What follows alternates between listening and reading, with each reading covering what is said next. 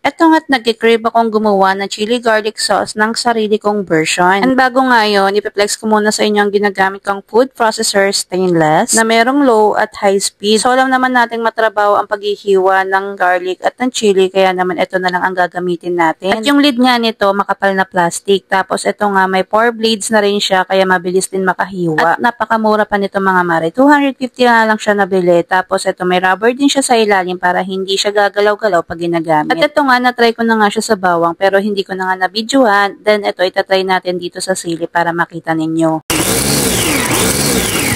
At ito na nga yung kinalabasan niya mga mare. Saktong-sakto lang sa gagawin kong chili garlic. Hindi siya pinong-pino at hindi rin siya ganun buong-buo. Tapos ito mga mare, sinimulan ko na nga rin na pagluluto. Naglagay ako ng saktong mantika lang at ginisa ko na rin yung bawang. Tapos hinalo ko na rin yung sili para sabay silang maluluto. Pag gumagawa nga ako ng chili garlic mga mare, sinasaktuhan ko lang din at mahinang apoy ko nga lang siya pinagmimix-mix. Hindi ko siya tinitigilan hanggang 2 minutes. Tapos lulutuin ko na siya ng 20 minutes sa mahinang apoy tapos nakatimpla na. Tinitimplahan ko nga lang siya ng salt and pepper, oyster sauce, sugar, tapos tansyahan na lang yung paglalagay. Ito kasi konti lang, kaya sakto-sakto lang ang pagtimpla. Tapos syempre, maglalagay tayo ng vinegar para tumagal yung life shelf niya. At ito na nga yung finished product natin mga mi. Ito nga yung pinakagusto ko, yung akala mo toasted, tapos nagmamantika. Pero yung lasa niyan mga mi, napakasarap, solid talaga yan. At nagbabalak nga ako magtinda, kaya kung gusto ninyo, i-PM nyo lang ako dahil meron akong 24 pieces na bottle jar na kakabili ko lang para naman try ninyo kung gusto nyong subukan. So that day, it's Sunday, kaya naman magwi-weekend therapy tayo. Ang therapy natin is yung pag-charge day at syempre family day namin. At nag-order nga rin pala ako online ng mga stickers para dito sa e-bike namin. Simula nga nagkaroon kami ng e-bike, liglig, kung tawagin, ay hindi na kami manahimik dito sa bahay. Kasi nga naman mga mare, nakakatuwa pala magkaroon ng ganito. Ang laki nga ng natipid namin kakapamasahe, lalo na pag ihahatid ang mga bata sa school. Hindi na nga namin kailangan ng gasolina dito. I-charge mo nga lang siya ng 8 hours para magamit mo siya ng 35 km.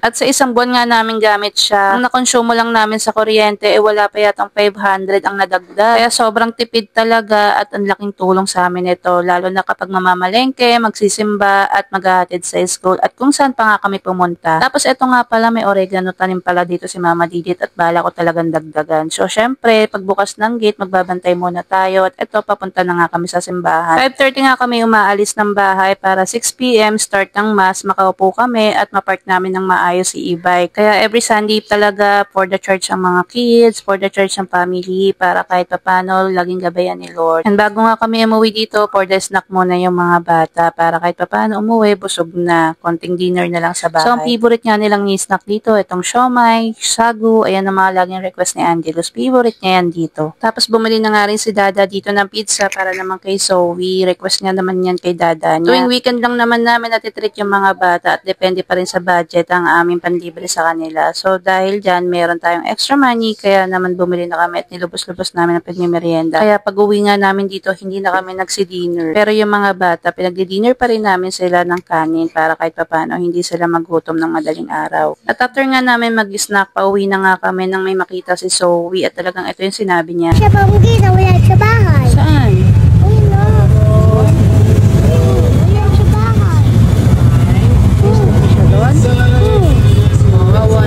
Gagawin mo? Bigyan ko sa pera. Bigyan mo siya pera para? Gagawin niya sa pera? Pilipod. Pilipod? Yes. Very good, Owen. Very good po.